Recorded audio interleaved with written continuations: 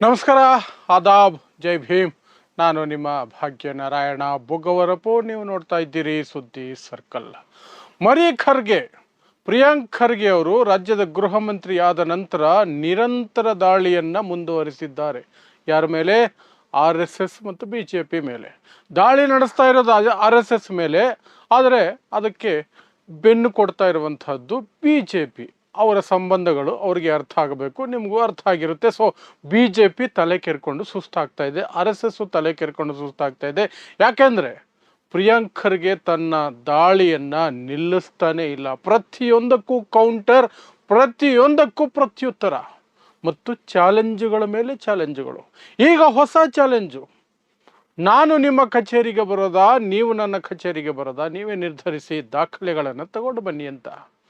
So ಏನಾಗ್ತಿದೆ, ರಾಜ್ಯದ ಗೃಹ ಮಂತ್ರಿಯಾಗಿ ಪ್ರಿಯಾಂಕ್ ಖರ್ಗೆ ಅವರು ಅಧಿಕಾರ ಸ್ವೀಕಾರ ಮಾಡಿದ ನಂತರ ಈಗ BJP RSS ತಲೆ ಕೆರೆದುಕೊಳ್ಬೇಕಾದಂತಹ ಪರಿಸ್ಥಿತಿ ನಿರ್ಮಾಣ ಆಗಿದೆ. ಅಂದರೆ ಏನು ಡೆವಲಪ್ಮೆಂಟ್ಗಳಾಗ್ತಿದ್ದಾವೆ ಇತ್ತೀಚಿನ ದಿನಗಳಲ್ಲಿ ಮತ್ತು ಮುಂದೆ ಇದು ಯಾವ ರೀತಿಯಾದಂತಹ ಸ್ವರೂಪವನ್ನು ಪಡೆದುಕೊಳ್ಳಬಹುದು, ನನ್ನ ವಿಶ್ಲೇಷಣೆಯನ್ನು ತಿಳಿಸುವ ಪ್ರಯತ್ನವನ್ನು ಮಾಡ್ತೀನಿ. ಸೊ ಪ್ರಿಯಾಂಕ್ ಖರ್ಗೆ ಅವರು ಬೇರೆ ಇಲಾಖೆಯ ಮಂತ್ರಿಯಾಗಿದ್ದಾಗಲೇ RSS ಅದನ್ನು ಉದ್ದೇಶಿಸಿ ಅದರ ರಿಜಿಸ್ಟ್ರೇಷನ್ ಬಗ್ಗೆ, ಅದರ ಅಸ್ತಿತ್ವದ ಬಗ್ಗೆ ಸಾಕಷ್ಟು ಪ್ರಶ್ನೆಗಳನ್ನು, ಅದರ ಸಿದ್ಧಾಂತದ ವಿರುದ್ಧ ಮತ್ತು ಅದರ ಕೃತ್ಯಗಳ ವಿರುದ್ಧ ನಿರಂತರವಾದ ದಾಳಿಯನ್ನು ಮಾಡ್ತಾನೆ ಬರ್ತಿದ್ರು. ಈಗಂತೂ ಅವರನ್ನು ಗೃಹ ಮಂತ್ರಿಯಾಗಿ ಆಯ್ಕೆ ಮಾಡಲಾಗಿದೆ. DK ಶಿವಕುಮಾರ್ ಅವರ ಸರ್ಕಾರದಲ್ಲಿ ಪ್ರಿಯಾಂಕ್ ಖರ್ಗೆ ಗೃಹ ಮಂತ್ರಿ. ಹಾಗಾಗಿ ನೇರ RSSನ ಚಟುವಟಿಕೆಗಳನ್ನು ಪ್ರಶ್ನೆ ಮಾಡುವಂತಹ, ಪೊಲೀಸ್ ಇಲಾಖೆಯನ್ನು ಪ್ರಶ್ನೆ ಮಾಡುವಂತಹ ಅಧಿಕಾರವನ್ನು ಪ್ರಿಯಾಂಕ್ ಖರ್ಗೆ ಅವರು ಪಡ್ಕೊಂಡಿದ್ದಾರೆ. ಆ ಮೂಲಕ ಅವರು ಸರಿಯಾದ ಜಾಗದಲ್ಲಿದ್ದಾರೆ, ಅದಂತೂ ಕನ್ಫರ್ಮ್ ಆಗ್ತಾ ಇದೆ. ಹಾಗಾದರೆ ಏನೇನಾಯಿತು? ಪ್ರಿಯಾಂಕ್ ಖರ್ಗೆ ಅಧಿಕಾರಕ್ಕೆ ಬಂದ ತಕ್ಷಣವೇ ಮಾಡಿದಂತಹ ಕೆಲಸ, ಫೇಸ್ಬುಕ್ಕು ಅಥವಾ ಯಾವುದೇ ಸೋಷಿಯಲ್ ಮೀಡಿಯಾದಲ್ಲಿ ನಿಮ್ಮಿಷ್ಟಕ್ಕೆ ನೀವೇನೋ ಒದರ್ಬಿಟ್ಟು ಬರೆದುಬಿಟ್ಟು ತಪ್ಪಿಸಿಕೊಂಡು ಓಡಾಡಕ್ಕೆ ಆಗೋದಿಲ್ಲ. ನಾನು ಸೌಮ್ಯ ಸ್ವಭಾವದ ಗೃಹ ಮಂತ್ರಿ ಅಲ್ಲ ಅಂತ ಪ್ರೂವ್ ಮಾಡಿದ್ರು. ಏನು ಮಾಡಿದ್ರು? ಪ್ರಿಯಾಂಕ್ ಖರ್ಗೆ ಅವರದ್ದೇ ಒಂದು ಫೋಟೋ ಹಾಕಿ ಅವರ ಬಗ್ಗೆ ಒಂದು ಪೋಸ್ಟನ್ನು ಹಾಕಲಾಗಿತ್ತು ಒಂದು ಗ್ರೂಪಲ್ಲಿ, ಫೇಸ್ಬುಕ್ಕಲ್ಲಿ. ಅಲ್ಲಿ ಪ್ರಿಯಾಂಕ್ ಖರ್ಗೆ ಅವರು ಬಂದಿರೋದ್ರ ಬಗ್ಗೆ, ಗೃಹ ಮಂತ್ರಿಯಾಗಿ ಅವರು ಸೌಮ್ಯ ಸ್ವಭಾವದವರಲ್ಲ, ಹಾಗಾಗಿ ಸಂಘಿಗಳು 2 ವರ್ಷ ಉಸಿರಾಡೋದು ಕಷ್ಟ ಅಂತ ಬರೆಯಲಾಗಿತ್ತು. ಅದಕ್ಕೆ ಒಂದು ಕಮೆಂಟ್ ಹಾಕಿದ್ದ ಒಬ್ಬ ನೀಚಾತಿ ನೀಚ ಜಾತಿವಾದಿ, ಜಾತಿ ನಿಂದನೆಯ ಜೊತೆಗೆ ಜೀವ ಬೆದರಿಕೆಯನ್ನು ಪ್ರಿಯಾಂಕ್ ಖರ್ಗೆ ಅವರಿಗೆ ಹಾಕಿದ್ದ ಈ ಹಿಂದಿನ ಗೃಹ ಮಂತ್ರಿಗಳು ಮಿಸ್ಟರ್ ಡಾಕ್ಟರ್ G ಪರಮೇಶ್ವರ್ ಅವರಾಗಿದ್ದಿದ್ರೆ ನನಗೆ ಗೊತ್ತಿಲ್ಲ ಅಂತಲೋ ಅಥವಾ ಕಾನೂನು ಅದರ ಕ್ರಮ ಕೈಗೊಳ್ಳುತ್ತೆ ಅಂತಲೋ ಸುಮ್ಮನೆ ಆಗ್ಬಿಡೋರು. ಯಾಕೆಂದರೆ ಅವರಿಗೆ ಒಂದು ರೀತಿಯಾದ ತೀಕ್ಷ್ಣವಾದಂತಹ ಅಟ್ಯಾಕ್ ಮಾಡುವಂಥ ಮನಸ್ಥಿತಿ ಇಲ್ಲ, ಸೌಮ್ಯ ಸ್ವಭಾವದವರು ಅಂತಲೇ ಹೇಳಬೇಕು. ಮತ್ತು ಅರ್ಧಂಬರ್ಧ ಆ ಕಡೆನೂ ಇಲ್ಲ ಈ ಕಡೆನೂ ಇಲ್ಲ ಸಿದ್ಧಾಂತದಲ್ಲಿ. ಈ ಕಡೆ ಬುದ್ಧ ಅಂತಾರೆ, ದಲಿತ ಅಂತಾರೆ, ಅಂಬೇಡ್ಕರ್ ಅಂತಾರೆ, ಮನೆಗೆ ಹೋಗಿ ಸತ್ಯನಾರಾಯಣ ವ್ರತ ಮಾಡ್ಕೊಂಡು ಕೂತಿರ್ತಾರೆ, ಅಂತಹ ಮನಸ್ಥಿತಿ. ಬಟ್ ಪ್ರಿಯಾಂಕ್ ಖರ್ಗೆ ಅವ್ರದ್ದು ಆ ಮನಸ್ಥಿತಿ ಅಲ್ಲ. ಅವರು ಸೈದ್ಧಾಂತಿಕವಾಗಿ ಕರೆಕ್ಟಾಗಿ ಒಂದು ನಿಲುವಿನಲ್ಲಿ ಒಂದು ಕಡೆಗೆ ನಿಂತಿರುವಂತಹ ವ್ಯಕ್ತಿ. ಸೊ ಯಾವಾಗ ಆ ಕಮೆಂಟ್ ಬಂತು ಆ ಜಾತಿವಾದಿಯಿಂದ, ಅವನ ಹೆಸರು ಸುಧೀರ್ ಬಂಗೇರ ಅಂತ ಕಾರ್ಕಳದವನು, ತಕ್ಷಣ ಅವನ ಬಂಧನ ಆಯಿತು, FIR ಆಯಿತು, ಅವನ ಮೇಲೆ ಜಾತಿ ನಿಂದನೆ ಕೇಸ್ ಬಿತ್ತು, ಕೊಲೆ ಬೆದರಿಕೆ ಕೇಸ್ ಬಿತ್ತು, ಬಂಧನನೂ ಆಗೋಯ್ತು. BJPಗೆ ಶಾಕ್ ಆಯಿತು, RSSಗೂ ಶಾಕ್ ಆಗಿರುತ್ತೆ. ಯಾಕೆಂದರೆ RSSನ ಕುಡಿಗಳು ಇವರೆಲ್ಲ. BJP ಹೇಗೆ RSSನ ಮಗುನೋ ಅದೇ ರೀತಿ ಇಂತಹ ನೀಚ ಕೃತ್ಯಗಳನ್ನು ಮಾಡುವಂತಹ, ಜಾತಿ ನಿಂದನೆ ಮಾಡುವಂತಹ, ಈ ದೇಶದ ಪ್ರಜೆಗಳನ್ನು ಪಾಕಿಸ್ತಾನಿಗಳು ಅಂತ ಕರೆಯುವಂತಹ ಎಲ್ಲ ನೀಚ ಕೃತ್ಯಗಳು ಮಾಡುವವರು ಒಂದಲ್ಲ ಒಂದು ರೀತಿಯಲ್ಲಿ RSSನ ಕೂಸುಗಳಾಗಿರ್ತಾರೆ, RSSನ ಶಾಖೆಗಳಿಂದ ಬಂದವರಾಗಿರ್ತಾರೆ, RSSನ ಪ್ರಭಾವಕ್ಕೆ ಒಳಗಾಗಿರೋರು ಕನಿಷ್ಠ RSS ಬೆಂಬಲಿಗರಂತೂ ಖಂಡಿತ ಆಗಿರ್ತಾರೆ. ಅವರಿಂದ ಮಾತ್ರ ಭಾರತೀಯ ಪ್ರಜೆಗಳನ್ನು ಪಾಕಿಸ್ತಾನಿಗಳು ಅಂತ ಕರೆಯೋದಕ್ಕೆ ಸಾಧ್ಯ, ಬೇರೆ ಯಾರಿಂದಲೂ ಕರೆಯೋದಕ್ಕೆ ಸಾಧ್ಯ ಇಲ್ಲ. ಸೊ ಖರ್ಗೆ ಅವರು ಬಂದ ತಕ್ಷಣವೇ, ಮರಿ ಖರ್ಗೆ ಈ ಕೆಲಸ ಮಾಡಿದ ತಕ್ಷಣವೇ ಅಲ್ಲಲ್ಲಲ್ಲಲ್ಲಲ್ಲಿ ಬಂದಾಗೋಕ್ಕೆ ಶುರುವಾಯಿತು. ಏನೋ ಕೆಟ್ಟ ಕೊಳಕ ಕಮೆಂಟ್ಗಳು, ಜಾತಿ ನಿಂದನೆ ಕಮೆಂಟ್ಗಳು, ಬೆದರಿಕೆ ಕಮೆಂಟ್ಗಳು, ಈ ರೀತಿಯೆಲ್ಲ ಟೈಟ್ ಆಗೋದಕ್ಕೆ ಶುರುವಾಯಿತು. ಈಗ ಒಂದು ಅಕ್ಷರ ಬರೆಯೋದಕ್ಕೂ ಸಹ ಸಂಖ್ಯೆಗಳು ತಮ್ಮ ವಿಷವನ್ನು ಕಕ್ಕೋದಕ್ಕೆ ಮೊದಲು 10 ಬಾರಿ ಯೋಚನೆ ಮಾಡುವಂತಹ ಪರಿಸ್ಥಿತಿ ಬಂದಾಗಿದೆ. BJP RSSಗೆ ಅದು ತಲೆನೋವಾಗ್ತಾ ಇದೆ. ಅದಕ್ಕಿಂತ ಮೀರಿ ಸರಿ, ಆ ರೀತಿ ಯಾರೋ ಸೋಷಿಯಲ್ ಮೀಡಿಯಾದಲ್ಲಿ ಬರೆದ್ರು, ಅರೆಸ್ಟ್ ಆದರು, ಜೈಲಿಗೆ ಹೋದರು, ಅದು BJP ಅಂತ ತಲೆ ಕೆಡಿಸ್ಕೊಳ್ಳಲ್ಲ. ಯಾಕೆಂದ್ರೆ ಅವ್ರ ಮಕ್ಕಳು ಮಾತ್ರ ಕಂಡ ದೇಶಗಳಿಗೆ ಹೋಗಿ ಚೆನ್ನಾಗಿ ವಿದ್ಯಾಭ್ಯಾಸ ಮಾಡಿ ಡಾಕ್ಟ್ರು, ಇಂಜಿನಿಯರ್ ಆಗಬೇಕು. ಕಂಡವ್ರ ಮಕ್ಕಳು ಈ ಥರ ಜೈಲಿಗೆ ಸೇರಿಕೊಂಡು ಅಥವಾ ಇನ್ನೇನೋ ಆಗಿ ನಾಶ ಆದರೂ ತೊಂದರೆ ಇಲ್ಲ. ಬೇರೆಯವರನ್ನು ಮಾತ್ರ ಪ್ರೇರೇಪಿಸಿ ತಮ್ಮ ಸೀಟು ಭದ್ರ ಮಾಡ್ಕೊಳ್ತಾರೆ. ಇವರು ಸೀಟಲ್ಲಿ ಇರಬೇಕು ಅಷ್ಟೇ. ಅದಕ್ಕೆ ಬಡವರ ಮಕ್ಕಳನ್ನು ಬಲಿ ಕೊಡ್ತಾ ಹೋಗ್ತಿರ್ತಾರೆ. ಆದರೆ ಪ್ರಿಯಾಂಕ್ ಖರ್ಗೆ ಕೇವಲ ಅಂಥ ಕೆಲಸನ ಮಾಡಿ ಸುಮ್ಮನಾಗ್ತಿಲ್ಲ. RSSನ ಪ್ರತಿದಿನ ಪ್ರಶ್ನೆ ಮಾಡ್ತಾ ಇದ್ದಾರೆ. ನೋಂದಣಿ ಯಾಕೆ ಮಾಡಿಸ್ಕೊಳ್ತಾ ಇಲ್ಲ? ಈ ದೇಶದಲ್ಲಿ ಸಣ್ಣ ಅಂಗಡಿ ಬೀದಿ ವ್ಯಾಪಾರಿಯಿಂದ ಹಿಡಿದು ದೇವಸ್ಥಾನಗಳವರೆಗೆ ನೋಂದಣಿ ಮಾಡಿಸ್ಕೊಳ್ತವೆ. ಅದು ಈ ದೇಶದ ಕಾನೂನಾತ್ಮಕವಾದಂತಹ ಅಂಶ. ಆ ಕಾನೂನನ್ನು ಯಾಕೆ RSS ಪಾಲಿಸ್ತಾ ಇಲ್ಲ ಅಂತ ಪ್ರತಿದಿನ ಪ್ರಶ್ನೆ. ಅದಕ್ಕೆ ಕೌಂಟ್ರ್ ಕೊಡೋದಕ್ಕೆ ಈಗ RSSನ ಬೈದರೆ RSS ಉತ್ತರ ಕೊಡಲ್ಲ. ಅದಕ್ಕಷ್ಟು ಧೈರ್ಯನೂ ಇಲ್ಲ, ಅಷ್ಟೊಂದು ಮನಸ್ಥಿತಿನೂ ಇಲ್ಲ. ಅದು ಆ್ಯಕ್ಚುಲಿ ಇಲ್ಲವಲ್ಲ, ಅದು RSS ಅನ್ನೋದೇ ಇಲ್ಲ. ಅದೊಂದು ರೀತಿ ಸುಮ್ಮನೆ ಹೆಸರು ಮಾತ್ರ ಇರೋದು, ನೋಂದಣಿ ಆಗಿಲ್ವಲ್ಲ, ಅಧಿಕೃತವಾಗಿ ಇಲ್ಲವೇ ಇಲ್ಲ ಅದು. ಸೊ ಅದರ ಕೂಸುಗಳು ಈ CT ರವಿ ಅಂತವರು ತಾವು ಏನು ಮಾತಾಡ್ತಿದ್ದೀವಿ ಅಂತ ಕಾಮನ್ ಸೆನ್ಸೇ ಇಲ್ಲದಂತಹ ಮತ್ತು ಉತ್ತರ ಭಾರತೀಯರ ಗುಲಾಮಗಿರಿಗೆ ಒಳಗಾಗಿರುವ BJPಯ ಗುಲಾಮಗಿರಿಗೆ ಒಳಗಾಗಿರುವಂತಹ CT ರವಿ ಅಂತವರು ಅದಕ್ಕೆ ಉತ್ತರಗಳನ್ನು ಕೊಡೋ ಪ್ರಯತ್ನ ಮಾಡ್ತಾರೆ. CT ರವಿ ಇಂದಿರಾ ಗಾಂಧಿ ಕೈಲೇ ಆಗಲಿಲ್ಲ, ನೆಹರು ಕೈಲೇ ಆಗಲಿಲ್ಲ. ಅವರೆಲ್ಲ ಯಾವಾಗ ಕಾಲರ್ ಹಿಡಿಬೇಕು ಅವಾಗೆಲ್ಲ ಹಿಡಿದ್ರು. ನೆಹರು ಪ್ರಧಾನಿಯಾಗಿದ್ದಾಗ RSS ಬ್ಯಾನ್ ಆಗಿತ್ತು.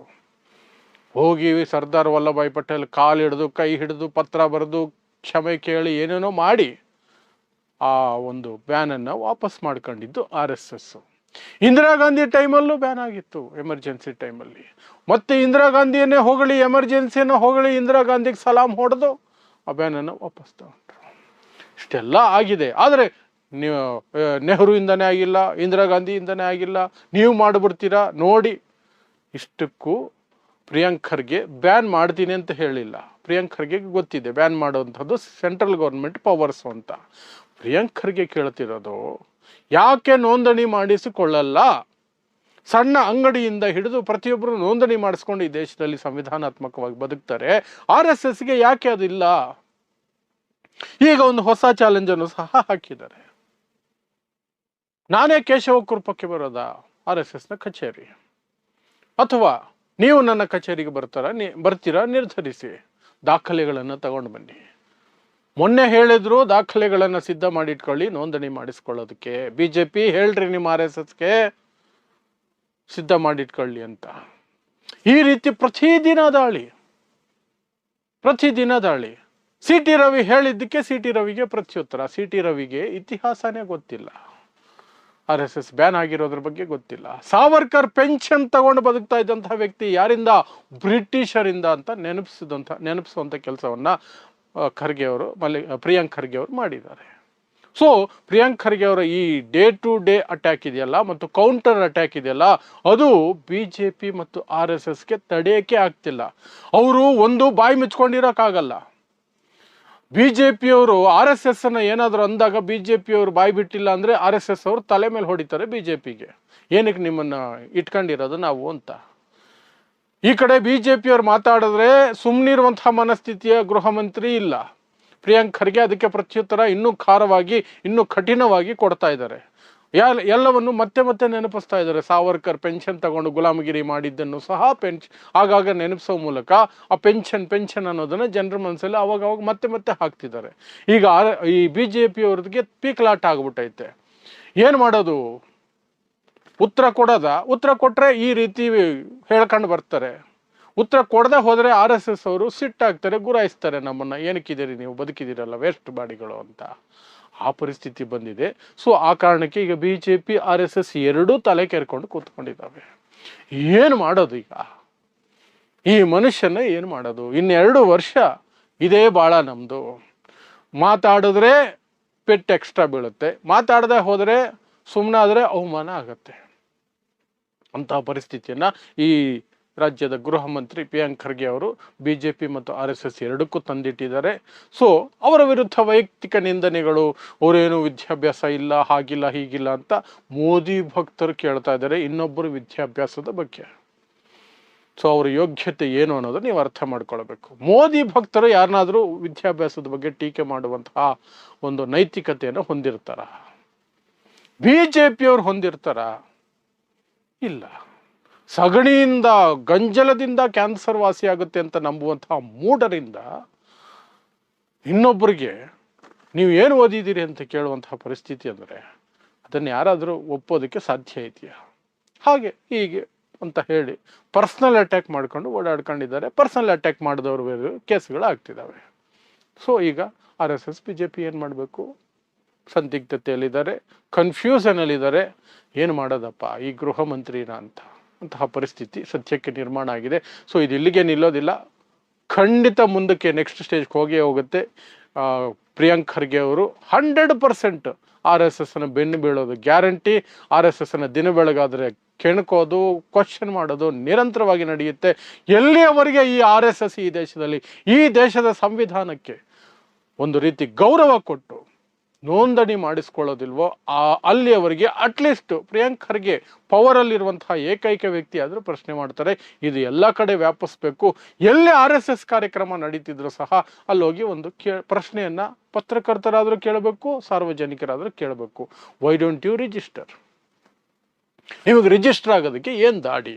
ನೀವೇನು ಸ್ಪೆಷಲ್ಲ? ಸಂವಿಧಾನಕ್ಕಿಂತ ಮೇಲಿದ್ದೀರಾ? ನೀವು ಆಕಾಶದಿಂದ ಉದುರಿದ್ದೀರಾ? ಈ ಪ್ರಶ್ನೆಯನ್ನು ಕೇಳಬೇಕು. ಅಂತಹ ವಾತಾವರಣವನ್ನು ಪ್ರಿಯಾಂಕ್ ಖರ್ಗೆ ಅವರು ಸೃಷ್ಟಿ ಮಾಡ್ತಾ ಇದ್ದಾರೆ. ಸೊ ಈ 2 ವರ್ಷ ಏನು ಅವರಿಗೆ ಅವಧಿ ಇದೆ, ಮುಂದಕ್ಕೆ ಏನಾಗುತ್ತೋ ಗೊತ್ತಿಲ್ಲ. ಈ 2 ವರ್ಷ ಅಂತೂ ಅವರೇ ಗೃಹ ಮಂತ್ರಿಯಾಗಿ ಮುಂದುವರಿಬೇಕು. ಅವರೇ ಗೃಹ ಮಂತ್ರಿಯಾಗಿದ್ದರೆ ಇದನ್ನು ಒಂದು ತಾರ್ಕಿಕ ಅಂತ್ಯದ ಹತ್ತಿರಕ್ಕೆ, ತಾರ್ಕಿಕ ಅಂತ್ಯ ಸಿಗಲ್ಲ, ಹತ್ತಿರಕ್ಕೆ ತೆಗೆದುಕೊಂಡು ಹೋಗುವಂತಹ ಪ್ರಯತ್ನ ಖಂಡಿತ ಅವ್ರು ಮಾಡ್ತಿದ್ದಾರೆ. ಅದರಿಂದ RSS ಮತ್ತು BJPಗೆ ದೊಡ್ಡ ತಲೆನೋವಾಗಿದೆ, ತಲೆ ಕೆರ್ಕೊಂಡು ಕೂತಿದ್ದಾರೆ ಅಷ್ಟೇ. ಸೊ ಇದಿಷ್ಟು ಪ್ರಿಯಾಂಕ್ ಖರ್ಗೆ ಮತ್ತು RSS ನಡುವಿನ ಏನು ಅನುಬಂಧ, ಪ್ರೀತಿ ನೆಕ್ಸ್ಟ್ ಲೆವೆಲ್ಗೆ ಹೋಗ್ತಾ ಇರೋದರ ಕುರಿತಾಗಿ ಈಗ ಆಗಿರುವಂತಹ ಬೆಳವಣಿಗೆಗಳ ವಿಚಾರ. ಸೊ ಇಂತಹದ್ದೇ ವಿಶೇಷ ಸುದ್ದಿಗಳಿಗಾಗಿ ನೋಡ್ತಾ ಇರಿ ಸುದ್ದಿ ಸರ್ಕಲ್. ನಾನು ನಿಮ್ಮ ಭಾಗ್ಯನಾರಾಯಣ ಬೊಗವರಪು.